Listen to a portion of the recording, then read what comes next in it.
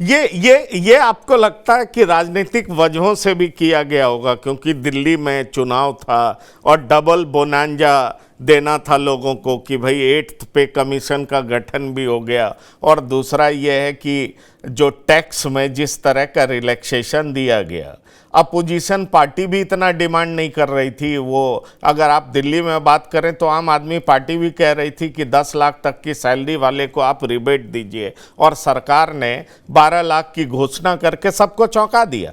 तो एक तरफ 8th पे कमीशन का गठन, दूसरी तरफ ये टैक्स में इस तरह का रिलीफ, शायद जो जितनी भी सरकारें होंगी, क्योंकि आप तो सरकार में काम किए हैं, सरकार कई ऐसी पॉलिसीज उस समय पर अनाउंस करती है जब उसको लगता है कि इमीडिएटली इलेक्शन में इसका बड़ा फायदा हो सकता है।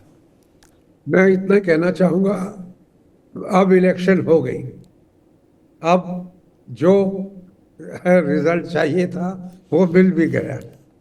अब प्रश्न आता है कि कर्मचारियों से हमने अपना फेयरनेस दिखानी है, जो उनका ड्यू है उनको मिलना चाहिए। कि वोट तो मिल चुका है, अप्रिसिएशन हो चुकी है, उनके सराहना कर चुकी है पब्लिक, जो पब्लिक के हाथ में जो इंस्ट्रूमेंट होता है उसके थ्रू, बैलेट बॉक्स के थ्रू। अब सरकार को अगर निर्णय लेने में देरी की गई है सरकार से, तो सरकार को ये नहीं हो सकता कि वो जिस फायदे के लिए उन्होंने क्लब किया हो या लेट किया हो वो कर्मचारियों को भुगतना पड़े। ये तो उल्टा होना चाहिए ना। सरकार को कहना चाहिए जनवरी जनवरी नहीं ही हम सितंबर 2025 से लगा देंगे कि 3 महीने का आपको हम फायदा देंगे अगर आप ऐसे काम करते रहे जो आपने किया अभी। तो मैं उसको अलग रखना चाहता हूँ, वो मैं थोड़ा विनोद के रूप से कह रहा था।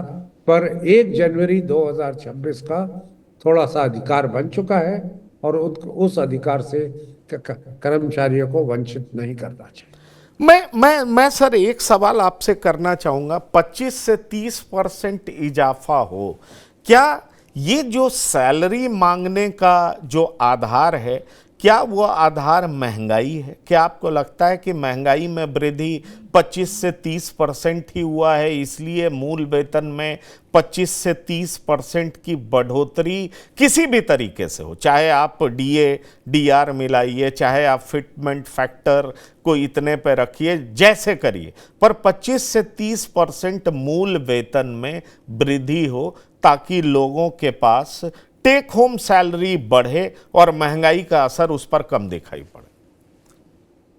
हाँ भी कहूंगा और नहीं भी। कारण सरकार अगर डीए बढ़ा 10 साल डीए ना बढ़ा रही होती हर 6 महीने के बाद, तो ठीक है, फिटमेंट फैक्टर 2.57 था, जितना सरकार ने 2016 में किया था उसका 2.57 से गुणा करती और मान जाती। पर अब ये जो गुना किया जाता है फैक्टर, ये आखिर की जो सैलरी अभी चल रही है, पूरा पैकेज चल रहा है, उसके ऊपर 2.57 टाइम्स है। तो थोड़ा न्यूट्रलाइजेशन तो पहले ही हो चुका था, इससे एक्चुअल वृद्धि होती है। और वो जो वृद्धि हो रही है उसके 2 कारण मैं कहूंगा। एक कि सरकार सबके पब्लिक के लिए देश उन्नति कर रहा है, 7-8% के पेस से जीडीपी बढ़ रहा है, पर कैपिटा इनकम भी चाहे थोड़ा कम हो वो भी बढ़ रहा है, कि हम इनका wage level, real wage level बढ़ना चाहिए। सरकारी नौकरों का भी हर जगह, दूसरी जगह रियल वेज लेवल बढ़ता है। तो नॉमिनल वेज मतलब महंगाई, जितनी महंगाई है उतना ही बढ़ा। रियल वेज लेवल मतलब कि आपकी नॉमिनल से ज़्यादा आपकी तनख्वाह बढ़ रही है, कि सरकारी, और कारण उसका एक कि सरकारी नौकरी अट्रैक्टिव है।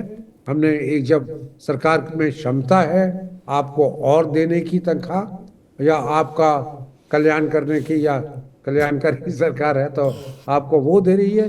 दूसरा, प्राइवेट सेक्टर से भी तुलना थोड़ी करनी पड़ती है, नहीं तो लेबर फोर्स सब उधर जा सकता है वहां मुनाफा बढ़ता है, वो तनख्वाह बढ़ाते रहते हैं। हमारा इधर जीडीपी बढ़ता है तो सरकार को भी उधर बढ़ाना चाहिए। जैसे बिजनेस में महंगाई के अलावा उनका प्रॉफिट बढ़ता है, मार्केट शेयर बढ़ता है, तो वो अपने स्टाफ को रिवॉर्ड करते हैं। जी। तो इस रूप से ये दोनों चीजों के कारण ये तनख्वाह बढ़ानी चाहिए। तो ये बहुत बड़ी बात, और आपने बिल्कुल साफ कहा कि जिस तरीके से प्राइवेट में प्रॉफिट बढ़ता है तो सैलरी बढ़ती है, उसी तरीके से सरकारी कर्मचारियों के लिए अगर हमारा जीडीपी बढ़ता है तो सैलरी बढ़नी चाहिए। उसका आधार क्या होना चाहिए, पे बैंड क्या होना चाहिए, किन किन प्रपोजल्स के आधार पर सैलरी बढ़ सकती हैं, ताकि टेक होम सैलरी इतना हो कि महंगाई का असर सरकारी कर्मचारियों पर मिनिमम हो। और उसके लिए आज बहुत ही अहम बैठक का दिन है। क्या कुछ निकल करके आता है हम लगातार आपको बताते रहेंगे। हमारे साथ पूर्व वाणिज्य उद्योग सचिव अजय दुआ साहब जुड़े थे, उन्होंने बहुत अच्छे तरीके से आपके बीच रखा कि कैसे सैलरी बढ़ सकती है, किन किन फैक्टर्स को ध्यान में रखा जा सकता है, क्या क्या चीज़ें ध्यान में रख करके 25 से 30% सैलरी बढ़ाई जा सकती है। तो अजय दुआ साहब, TV9 से बात करने के लिए बहुत बहुत धन्यवाद और शुक्रिया। तो TV9 में इतना ही। ताज़ा तरीन खबरों के लिए आप लगातार देखते रहिए TV9। धन्यवाद, नमस्कार।